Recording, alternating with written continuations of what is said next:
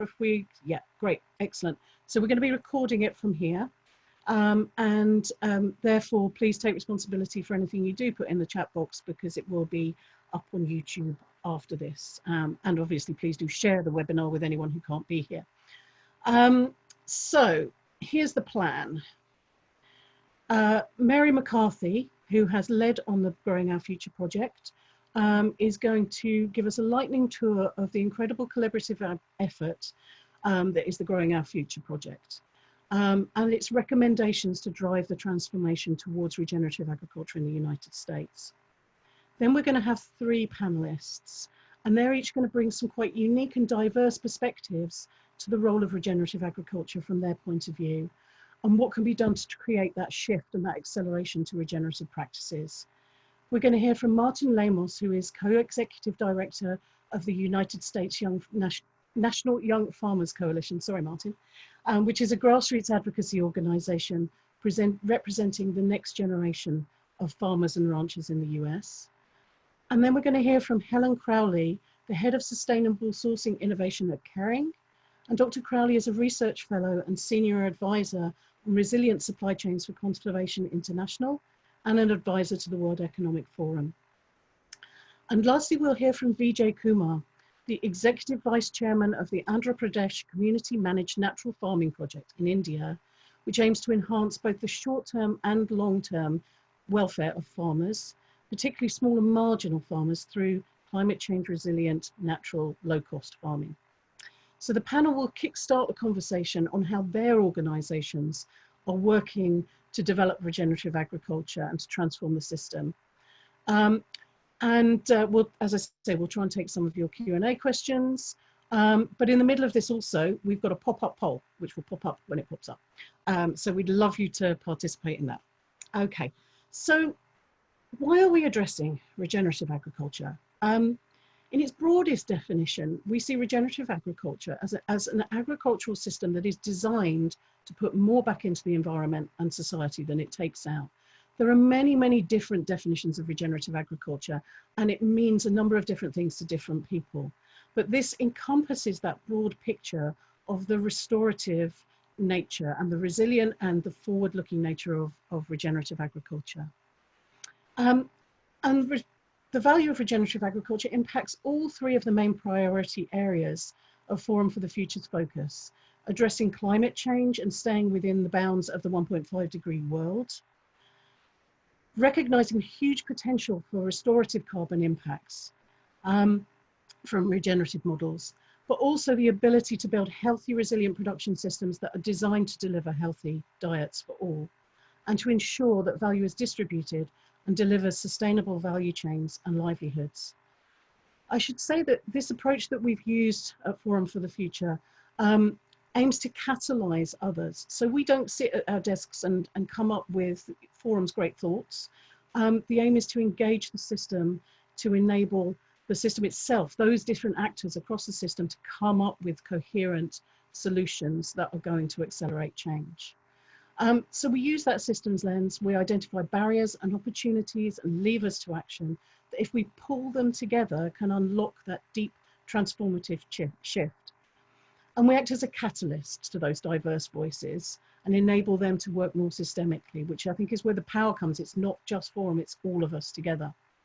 And we also aim to unlock a greater scale of ambition together, moving from step-by-step incremental changes, but towards much more transformative shifts. So the Growing Our Future project that Mary's going to present you now uses those tools, uses those methodologies, and this is hot off the press, and addresses how to scale transformation to regenerative agriculture in the United States. So over to you, Mary. Great, thank you so much, Leslie. And as Leslie mentioned, this is going to be a little bit of a whirlwind tour. This was 6 months of deep collaborative effort. If you haven't had a chance to review the report, I would encourage you to do so. We'll link to the report in the chat box. But what I want to try and do over the next 10 minutes is tell you a little bit more about the process that underpinned what you see in this public-facing report, and pull out a few of the key insights that sat alongside the development of the report. So to give you a little bit of background and context, Forum for the Future's work on regenerative agriculture began about 3 or 4 years ago. And we set out to understand the opportunities and barriers to scaling up regenerative agriculture. During that time, we found that activity was accelerating, but that it often wasn't joined up. In some areas, there was a duplication of effort, but in others, there was gaps in existing approaches. And oftentimes of the work that was happening, there was a lack of connection that was really preventing it from delivering the transformation that we seek in regenerative agriculture. And so we saw this need to create a common understanding across stakeholder groups of what's needed. And it was on that basis that we began working with funding from the Walmart Foundation about 8 months ago to lead this collaborative process with stakeholders to identify the key opportunities for scaling regenerative agriculture in the United States. Now, that's an important point there. The scope of this specific report was the United States, and so we were looking at our unique context here. But our hypothesis is that there are some or many barriers and leverage points that sit across other contexts around the globe. So we know regenerative agriculture is highly context specific. It's going to look different in different regions, in different farming systems, but we also want to think about where we can use this as a foundation for acceleration moving forward. So throughout this process, stakeholder diversity was a key component of success. And that meant both stakeholder type. So we spoke to manufacturers, investors, NGOs, farmers, agricultural consultants, really a wide-ranging group of stakeholders. But there was also diversity across the level of experience working in regenerative agriculture. So in some instances, speaking to deep practitioners who have been working on regenerative agriculture in nuanced and complex ways for decades. And in other instances, organizations that are just starting to dip their toe into the water, really just starting to explore their role in a future regenerative agriculture system.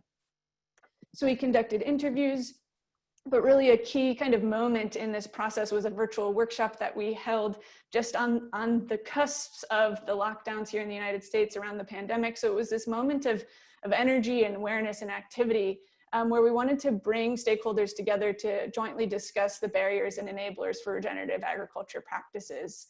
And really at the core of this, it was a collaborative endeavor in terms of what you see in the report and what I'll be discussing. In addition to this workshop, throughout the report, you'll notice that we captured really outstanding activity that's already happening. We want to think about building on existing work, as well as where there were key gaps in activity that wasn't happening. So I want to just say that the report, I hope you'll find it useful and interesting, but it is just a report. And so we really want to think about going from this shared understanding that we built throughout this process towards catalyzing action. We see the webinar as one step on that pathway. So throughout this webinar, as well as while the panelists are engaging in their conversation, I'd love for you to hold this question of where do you or your organization have the ability to influence and activate these leverage points that we've identified. So to kick off this collaborative conversation, we felt like it was really important to have a shared understanding of the scope of ambition and transformation we meant when talking about regenerative agriculture. And so for us, that started with talking about how the goals of a regenerative system would be different than the system that we have today. We were talking about how today's agricultural system isn't broken, that it actually works very well to deliver the outcomes and purposes that it was designed to. And throughout our workshop, those stakeholders that participated articulated the goal of our current agricultural system as profit maximization for a small number of powerful players over the short term. And that obviously contrasts quite considerably with the goal of the regenerative agriculture system being about putting more back into the environment and society. And that shows up in a lot of small and different ways, from our current system, which maximizes calories produced, to thinking more about maximizing nutrition and public health. And also understanding that there are some things of our current system that we want to keep. We want it to be viable. We want to maintain our focus on food safety. And so how can we really hold on to those things while still moving towards this fundamental shift in the goals of our agriculture system to be regenerative? So with that understanding of the goals of the regenerative agriculture system and how they're different from our current system, I want to just introduce really quickly this framework that we use throughout the report and throughout our conversation with stakeholders. It's called the Multilevel Perspective MLP. And our reason for using it was really to help support this diverse group of stakeholders to see themselves in the transformation that's needed. So at the top here, you'll see the landscape, and that's really the big picture operating context. This is where long-term trends show up and shared cultural values. Then along the bottom is the niche, and this is where new ideas, concepts, and innovations emerge and percolate until they begin to edge into this mainstream market that you see represented as the regime. And this describes the mainstream system of today. It's business as usual, and here we tend to see that change happens incrementally. And so for us as systems thinkers, we notice that systems change happens when pressure from the landscape or pressure up from the niche really forces that regime to act differently, and how we really fundamentally change that business as usual. And so across our identification of barriers and leverage points, we were thinking about where they sort of sit within this framework. So then as we started to transition from this shared framework, shared understanding of the goals, we started out by thinking about these key barriers to scaling regenerative agriculture in the US. There's a lot on here because it's a big challenge that we're facing, and they're outlined in much more detail in the report. But what I really want to highlight for you here is a couple of key insights that came from stakeholders. One is that for us in the United States, policy and our financial systems really underpin so many of these barriers that we could have kind of placed this across the map and tied just about every one of these more specific barriers to those two elements. The other was this really important awareness of the need to address barriers simultaneously. So really great noticing that farmers need more reliable, trustworthy information on regenerative agriculture. That could be addressed through farmer training, but if that farmer training isn't done in connection with a really clear pathway to market, then we have educated farmers that don't have a viable business model. And so it was in thinking about where these key connections show up in these barriers to scaling regenerative agriculture that we started to think positively towards solutions, and that's really where the leverage points that are shared in the report come from. So again, just to sort of be clear about what we need in our language, for us, leverage points are places within a complex system where a small shift in one thing can produce big changes in everything. This is a definition and concept put forward by Donella Meadows. And they equate to areas for stakeholders to take action that can drive transformative change. And so this was really the second component of our virtual workshop, where we wanted to think through where these key leverage points were. Again, I'm going to try and go through these pretty quickly, kind of thinking about how they sit across different stakeholder groups. So I want to start with empowering farmers and grassroots coalition building. And I want to start there because across the 6-month process of Growing Our Future, we kept hearing that farmers have to be at the center of this, at the center of activity, and really thinking about shifting power back to the farmers. One way of doing that is another leverage point that came up, which was around mobilizing landowners to help mainstream regenerative agriculture practices. Here in the United States, secure land access and land tenure is a huge barrier for new and emergent farmers that might be interested in pursuing regenerative agriculture practices. Then we have this kind of cluster of activity around the finance mechanisms. Unsurprisingly, this is a theme that kind of cuts across the report. And so when we think about creating financial mechanisms and market structures that support regenerative outcomes, some of those include financing the transition, and that's really about this upfront capital to support farmers. Here in the United States, it often takes farmers a few years to sort of really figure out the right regenerative practices for their land and their business models, and so how do we support them through that transition? We also talked about investing in infrastructure. And this is really tangible physical infrastructure. So product storage and processing facilities that as they exist in our conventional system would need to be adapted to support the greater species diversity, perhaps smaller batch sizes or mixed farming systems that regenerative farmers would be using. Then as we continue down that pathway for farmers, thinking about how we strengthen those routes to market, for farmers using regenerative practices. So how can we give them confidence that as they're producing new and different farming practices, they're going to have an end market, they're going to have a viable business model for that. So then as we start to think about the role of business, one of the things that came up in this was really demonstrating a clear business case for companies. And I think what came up in those conversations was thinking beyond just the profit associated with potential regenerative systems, although we hear and understand that that's important, but also thinking about how regenerative systems can improve business resilience in the longer term, and how businesses would fundamentally need to think differently about their business case to really embed these regenerative approaches. One connection that you'll see here on the map to demonstrating the business case is engaging with consumers to increase demand for regenerative products and systems. Stakeholders shared that they didn't feel like we could wait for consumer demand, and that this doesn't necessarily need to be a consumer-led movement, but also they're a critical stakeholder in this. And so how can we think about fostering the connection between consumers and how their food or apparel is produced, and really fostering that connection back to the land?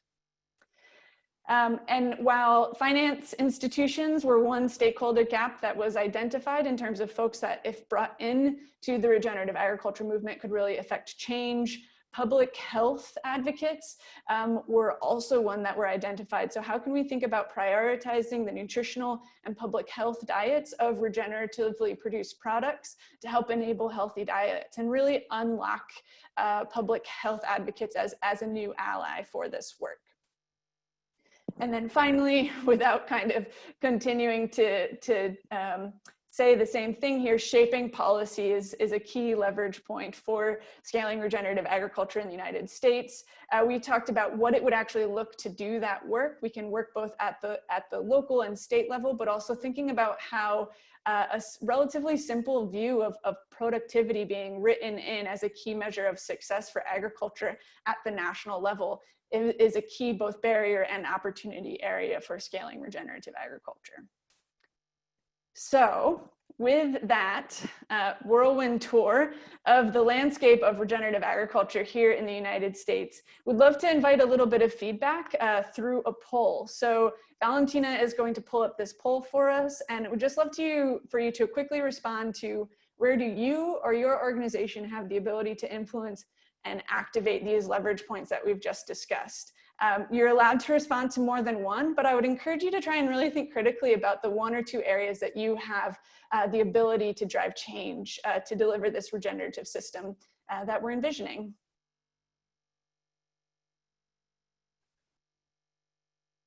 I'm just going to give folks, it looks like we have about 20 seconds here. Got about a quarter of you responding, so go ahead and fill in your responses. Really interested to see how this is shaking out for folks.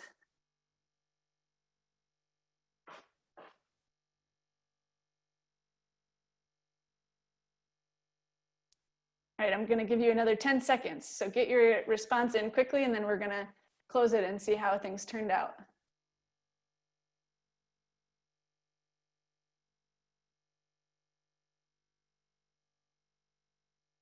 All right.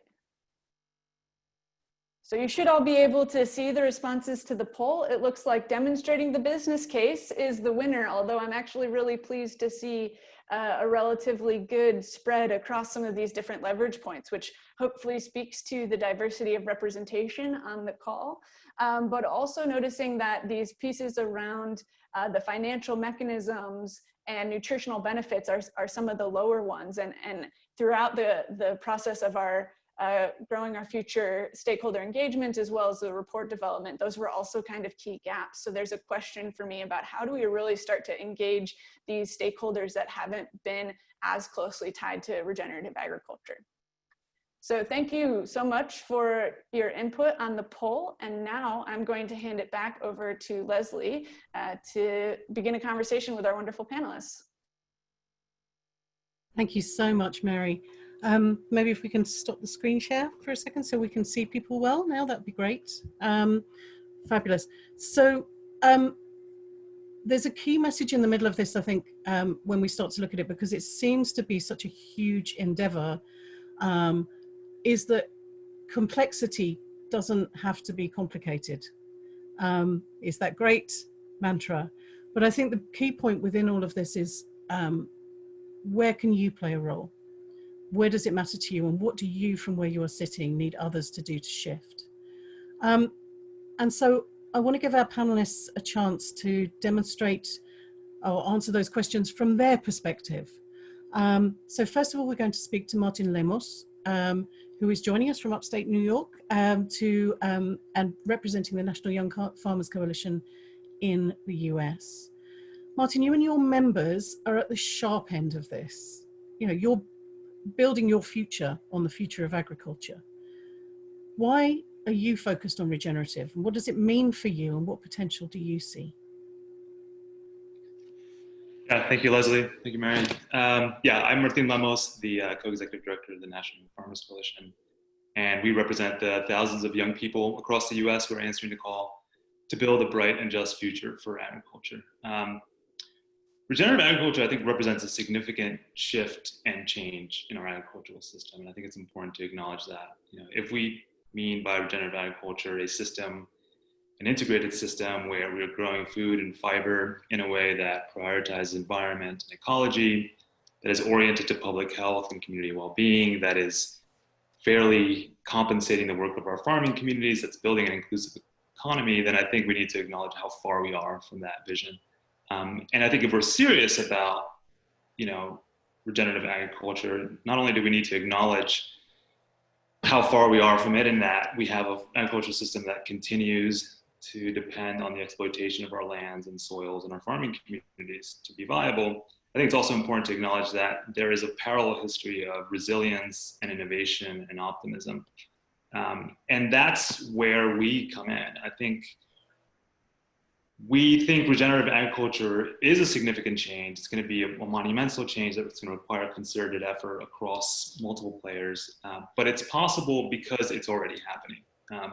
We believe in the potential of change because we already see that potential in the young people across this country who acknowledge this dysfunctional agricultural system and nonetheless see an opportunity for a lifetime's work in the field. You know, I usually say, like, we represent young farmers, but our farmers weren't born yesterday. They know the economic challenges of agriculture. They know how difficult it is to create enterprises and businesses that prioritize community health. They know that they are entering a future that is going to be constrained by climate change, that continues to be constrained by economic inequality, and nonetheless, they are forging a path forward.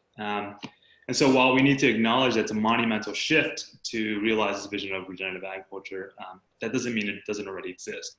We see it in practice and in reality in the farms and enterprises and projects that young people are building across this country. So our aim as a coalition is to build a bright and just future for agriculture by shifting this narrative, right? Too often we see agriculture is listed as a problem, farmers as the perpetrators, where we see, in fact, that the clearest opportunity to address the climate and economic crisis of the moment is through farmers, and that young farmers are the climate and community leaders that we need. And if regenerative agriculture is going to be successful in the long term, if it's going to be a sustained effort, then we really need to invest and support the next generation of farmers and ranchers who are looking to build this world and who are looking to dedicate their lives to this work. In the US, the average age of the American farmer is 59.4 years old. Farmers over 65 now outnumber farmers under 35 by more than 6 to 1. So it's just a basic fact that if we want any initiative in agriculture to be successful, to be sustainable in the US, we need young farmers to be engaged, we need them to be involved, and we need them to be driving this work. And we see, you know, we build a bright and just future by organizing, because we believe that organizing is the effort through which we build solidarity by helping individual farmers see that they're not struggling, they're not facing challenges because of individual failings, but because there are these structural challenges. And so not only are we raising the profile of young farmers, but really speaking to the structural challenges that prevent their success. And part of organizing is not only building that solidarity, but showing that these structural challenges didn't come out of nowhere. They are a result of policy actions. And as a result, policy can be used to address these challenges, and policy can be part of the solution. So We work with farmers across the country on state and federal level policy, looking at things like land access. How do we make sure that farmers have access to farmland? You know, in the last 5 years, we lost 20 million acres of farmland in the US. We're expecting 2/3 of US farmland to transition. But right now we've got a farmland model that is premised on real estate and development rather than looking at farmland for its agricultural use value, for its value in being part of the climate solution. So how do we shift that? We have farmers, young farmers who want to get into farming, but it's a very capital intensive business, and many of them are coming into their careers with a significant amount of student loan debt. How do we lower those barriers? We know systemic discrimination is keeping many young farmers from entering the field, particularly talented farmers of color. So how do we address some of those challenges and really build in that into the narrative of what we're trying to do as an advocacy organization? So, you know, I think regenerative agriculture is a big change. It's possible because it already exists. And I think the potential for regenerative agriculture to take root really depends on young people, our young farmers being able to realize their potential. And the intervention we need is one that addresses the structural challenges that holds these farmers back. And that means for us, working at the state and federal level to ask our government to cease, you know, trying to retrofit and fix changes in a dysfunctional system and really look at reorienting our policy to invest in the bright spots in our food system. And the best investment, we believe, is investing in the young people who are already building a bright and just future for agriculture. Thank you, Martin. I think that's, I didn't need to ask any questions because that is such a compelling statement. And I guess the question for all of us here is, you know, how do we create that enabling environment for farmers to flourish and succeed? Where does it intersect with those different areas, whether it be about public health or around support for capacity and capability building, you name it, but how do we create a financial and policy incentives that will enable that to move forward? So it's really compelling, Martin, and it's actually really incredible to hear something so positive in an environment where things have often looked so dark. And one of the things I think we really haven't addressed yet to any extent is quite the role that regenerative agriculture will play in all of these commitments that we see in terms of climate zero, net positive approaches that businesses, whether you be FedEx or Microsoft or you name it, are going to need to invest in to be able to make those shifts happen. So that's my little bit of polemic. But I wanted to move on, if I may, to Dr. Helen Crowley, who has such deep experience in engaging with this issue from her work at Kering and elsewhere, and in the complex global supply chains across the apparel sector that rely on the agricultural supply. So Helen, from your personal perspective, because I know you're on sabbatical, so you're speaking in your personal capacity, but from your learnings from all of your time at Kering, why is regenerative agriculture important to you from the apparel sector and from a global business perspective? You're on mute, so.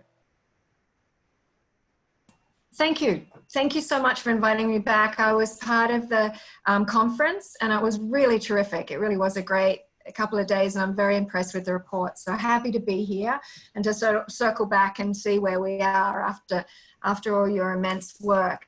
So let's have I've got a couple of points around the sort of the perspective that Regen Ag has from sort of where I'm sitting in, like you said, supply chains. Firstly, I do think it's a movement whose time has come. I think because of the nature and climate crisis, to what Martin said and to what Mary and you both alluded to, in the fact that we're talking about nature-based solutions, natural climate solutions. We're talking about how are we going to solve the nature and the climate crisis. And it's not, when I say we, it's businesses that are starting to say, I mean, obviously under climate, they've been looking at that for a while. Under nature now, they're starting to say, okay, what is it that we do? And when you start looking at that, regenerative agriculture sort of becomes a bit of a poster child, potentially, where you can steward the land where you can work with farmers to have these outcomes for livelihoods, but also for nature and climate. So there's a real opportunity there. And without going, you've done such a good job in the report. I don't want to go over all the challenges. I just want to highlight a couple of point, sort of again from my experience, is that one of the challenges, particularly in fashion companies or the apparel sector, is focusing on raw materials. Because you've got such long and complex supply chains, by the time you get to the raw material, which is way out of your sphere of operations often, unlike the food sector, where, you know, the raw material is really, you know, that's, you know, you're more focused on that. The materials in the power, there's so much transformation, it's hard to look at that raw material. So that, first of all, shining a light on the agriculture, on the renewable natural raw materials, and saying, this is where we need to focus attention, is a challenge, has been a challenge. I think that has shifted a lot. So that in the last couple of years, there's a real better understanding from textile apparel companies that is where they want to focus attention, and caring with our environment profit and loss account, which is an environmental footprinting account, showed that about 65% of our footprint is at raw materials. So if you want to do something about your environment, you've got to look at that. So that was one challenge, but we're overcoming that. A second challenge, and I say this as a biologist, is that lack of understanding of the power of nature. I mean, I'm wowed by nature every day, and I've been working in it for very, very, very long time. And people, we're a tool-making species, human. So we like solving things with tools and tech. You know, we think that's the solution. It's hard to have faith in that if you let nature, you support nature, it can create these solutions. It can rebuild itself. It can become resilient. Sure, you have to have the support, the stewards of that, the farmers and so on. But I think there's something in that where we've got to really, the narrative's getting there. And it's a powerful narrative, because when you start bringing nature in, and a nature-based solution, the power of nature, the narrative starts becoming much more positive. And I think people can then sort of go, oh, wow, this sounds good. You know, this is really something I can get behind. And I know I've found that at Caring, that the transition from going from not really focusing on the raw materials to focusing on raw materials, and then understanding and intuitively getting regenerative once they were exposed to it, was really quite quick, because it really it sort of resonated, that connection with nature, that understanding with nature. So there is a piece in there in the way we create the narrative, but everyone's moving really well on that. And I think we're really getting somewhere. And I think the business case, for sure, but that's a tough one, as you've outlined, because the business case is not just about economic and financial return. It's about ecosystem services, it's about livelihoods, it's about biodiversity, it's about all those things. But because of the framing on natural climate solutions, on nature-based solutions for biodiversity and nature conservation, we have a good framing now to re-articulate the value proposition, which is about financial returns, but also about all these other returns and co-benefits we get from regenerative. So I think we're in a good place moving forward, and thank goodness, because we only have, what do we have, a decade? And I think the opportunity is being taken up. So from the fashion sector, the Fashion Pact has very explicit, 68 companies, 35% of the sector are focusing on climate, biodiversity and oceans. And the biodiversity piece is about looking at that relationship between business and nature, and what are they going to do about it. The One Planet Business for Biodiversity, 18 odd companies, hundreds of millions, food, cosmetics and apparel, focusing on regenerative agriculture. What is it that, how can we support this as sort of further along in the supply chain? So we've got some really terrific opportunities there. But back to the business case and the value proposition, there's WEF's report, the World Economic Forum put out a report on nature risk rising, saying that over half the global GDP is dependent on nature. Right? That was the last report. The next report articulates the opportunities that we have in putting nature at the center. And again, regenerative agriculture can be a poster child for that, at the center of many of our solutions. And that will generate hundreds of millions of jobs and tens of trillions of dollars in economic growth. So a new report coming out in July, stay tuned, that helps build our business case for nature-based solutions and resilience in a time that we're going to start moving on this really, really rapidly. Thank you so much. Thank you, Helen. It's so, I think it's just seeing the different scales and different levels at which this action is moving forward. The big question, I think, within that is how we hold it together coherently. And I'm also noticing from the point of view of the Food Systems Summit, for example, and COP26, that focus on nature-based solutions as a key point around which governments and big institutions can get behind. There is that kind of mainstreaming space as well, but it has to be real. It's got to be real for people like Martin's constituents. Totally. So we've heard from the US and we've heard from the view from the big global supply chains and big global companies. I want to move us now to one of the most influential and pivotal people in shifting the agriculture system towards natural and regenerative farming in India. And there's Mr. Vijay Kumar, who is joining us very late in the day from India to talk about his work on low-cost natural farming. And I would ask you, you've heard this conversation already, Vijay, can you tell us a little bit about your work, but really about what of what we've heard so far is relevant and what is different for you in India, and what do you need to shift in India to enable you to scale and be successful at that? Thank you, Leslie. And first of all, I would like to compliment Mary on such an excellent report and her team, and also the two panelists before me. I mean, it's been wonderful listening to both of them with such excellent insights. And I fully agree with most of the statements. The regenerative agriculture, in fact, is a nature-based solution and is something that needs to be adopted. But what the real problem is, it is not scaling up. The figures of FIBL and FAO showed that only 0.5% farmers worldwide were actually organic farmers. Perhaps maybe there are another 2 times, 3 times farmers who are not certified. So we still, still niche in the typology of the report. Now that is something that in India, I'm talking about a state of Andhra Pradesh. We have a 50 million population, and we have 8 million farmers. And our farmers are this holdings are very small. Each farmer average holding is 1 hectare, but the number of farmers is very large. So 8 million farmers and farm workers in my state. And our program actually builds on about 20 years of work on building women's self-help groups, rural women's collectives, their federations. And it came from them that, our livelihoods are at risk because most of their livelihoods are around agriculture. So the main motivation for us for doing this work was how do we improve the livelihoods of the farmers? And we looked at regenerative agriculture, or agroecology, or natural farming. There are many names, but in India, we call it low-cost natural farming, but it's a nature-based solution. So we looked at it primarily from improving the livelihoods of the farmers.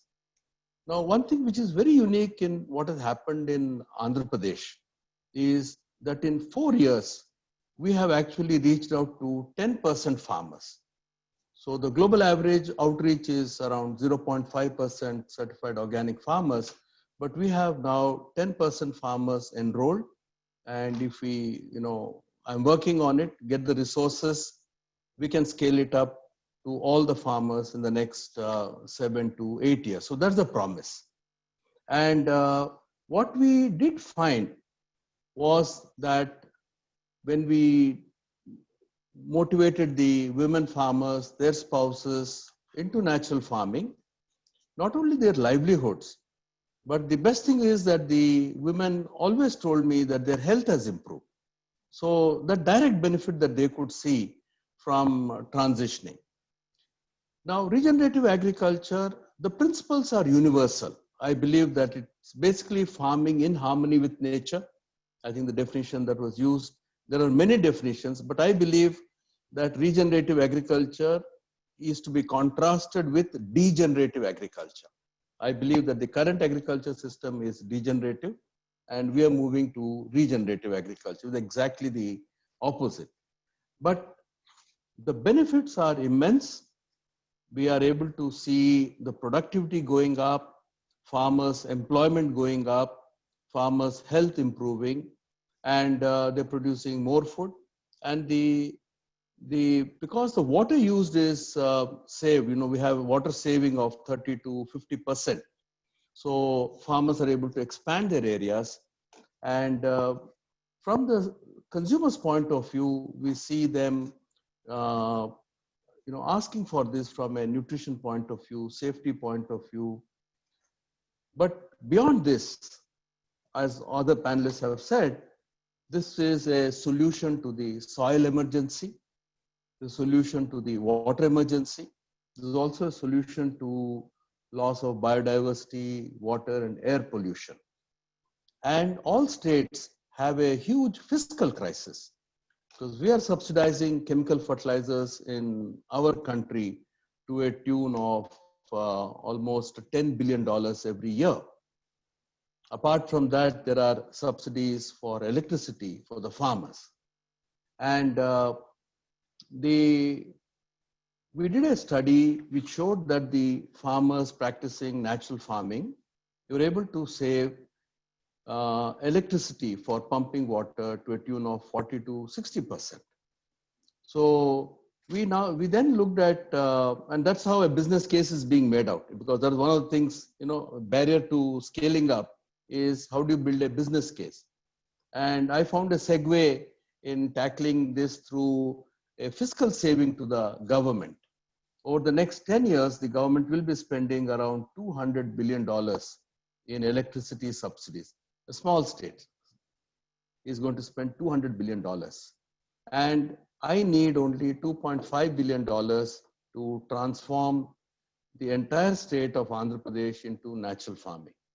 So now the government is listening to this. It's okay. You're improving biodiversity, fine. I may get a, pat on the back.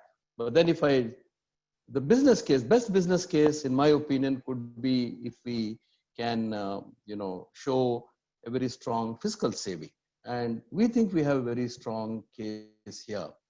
And, but what we are finding is that the issue in India is the large number of farmers. So how do we bring about a behavior change in the farmers? And over 60 years of sort of brainwashing them that without chemicals, you can't grow your food. We are now saying that you don't need that. That's very harmful. And so the strength that we have in India, especially in Andhra Pradesh, is that 90% of women in rural Andhra Pradesh are organized. So I believe this women power that we have nurtured over the last 2 decades is a very, very strong force that we have to scale it up. And the second, breakthrough that we had is our extension system is not top down. It is a farmer to farmer extension system. So you have the social capital of women who are helping the farmers during the transition. And the second, we have a knowledge system which is driven by best practicing farmers. So these two are creating that, what shall we say, exponential scaling up. I don't want to use the word viral because virus has become a bad word, but the scaling up is actually going up exponentially. And then we have a government support to this process. And that is in fact a very big breakthrough that, we were able to have in Andhra Pradesh, that government itself said, yes, this needs to be supported. But there are a lot of challenges. We still have, vested interests among the, agriculture universities, established scientists. They don't have any other solution, but this goes against what they have studied throughout their lives. So this mindset is something we are, tackling. But I also believe that what we need is really support, help from businesses in appreciating that they can do better service to the customers by providing safe food and more nutritious food. I think I see Marcy has joined here. So we're actually regeneratively grown cotton is being picked up by her in US. So we need buyers, corporates who appreciate that there is a value. And very interestingly, only the other day, we were getting feedback from our farmers as to those who have been doing it for 4 years. And all of them said the food now tastes more nutritious, better shelf life, and has better health benefits. So I am a very optimistic person. I strongly believe that we need to push this against all odds. Otherwise, we may not be here. And especially, I'm so impressed by the young farmers group in America. I really, wish him all the best. And we are also have a very special stream for bringing young people back into agriculture. We are telling them that you learn more here, and there's a better use of your talents. So thank you very much. It's very difficult to encapsulate 20 years experience into 10 minutes. Vijay Kumar, you are an absolute inspiration, and it leaves me much more optimistic than even when I started this webinar an hour ago. So thank you for your brevity and your really compelling messages to all of the panelists. I think one question I would ask of each of you, because we have very little time left, so maybe in 30 seconds, what would be your one most prominent call to action? Martin, Helen, and Vijay. Whoever wants to go first.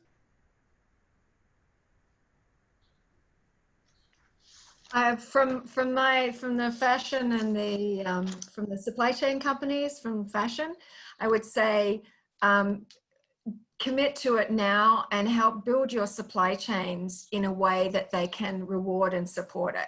Know that it's going to cost and start figuring that out now. Build collaborative supply chains from now to make this work. My 30 seconds. Yep.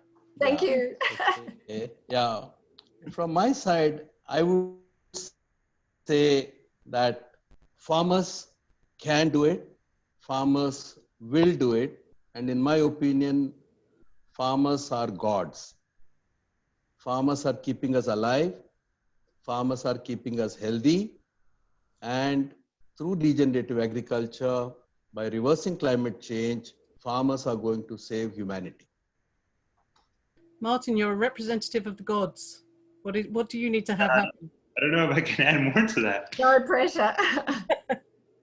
I think, first of all, I think just having a lens about to what the young farmer experience is as part of any initiative is really important. The sustainability of any project, any regenerative agriculture initiative depends on considering, the viability of those projects for young farmers. I think also it's just really important to engage on policy. And I know that the business sector has often strayed away from that or not paid attention too much to policy, thinking that these are solutions that come entirely through the kind of corporate action. But there's a really important role for business to play in supporting policy actions that are supported by farmers. Right now in the US, there's legislation being debated right now in the Senate or regarding carbon markets for agriculture. So I think it's important to have a policy perspective as well as a kind of business and corporate perspective. Thank you, Martin. So I guess what I hear is this cuts through all layers of our work, not just from the things that we do in our everyday lives, but into those deep mindsets that value things differently, that have different goals, that recognize that we can benefit and profit from nature, but this has to be done in conjunction with nature and is utterly dependent upon the viability for farmers to be resilient, to be able to deliver good livelihoods and live good lives. So we've had a whirlwind tour, incredible work from everyone. I just want to thank Elizabeth Rich, who's been sitting there quietly throughout this entire thing. Elizabeth has worked on this project and extensively and was one of the co-authors of the report. And alongside Mary and Sally Uran, our CEO, and Sam Smith, many others. So I just wanted to say thank you for being able to synthesize all of that incredible input. It is a synthesis of the input of many, many actors, over 60 actors who participated in the workshop and 40 interviewees just in the US alone. But we do have a way forward. I think we're demonstrating such huge untapped potential from the point of view of the US here and hearing from Vijay Kumar in India. But this is relevant internationally and globally and in each region. So I'm just going to put together a call to action in terms of 3 different things that you could consider doing if you've been listening to this and are inspired. I think the first of those is joining us in turning our Growing Our Future recommendations into action. Get in touch and be part of the shared efforts that we're designing with others about how we're going to create that future and build out the first phase of implementation in the United States.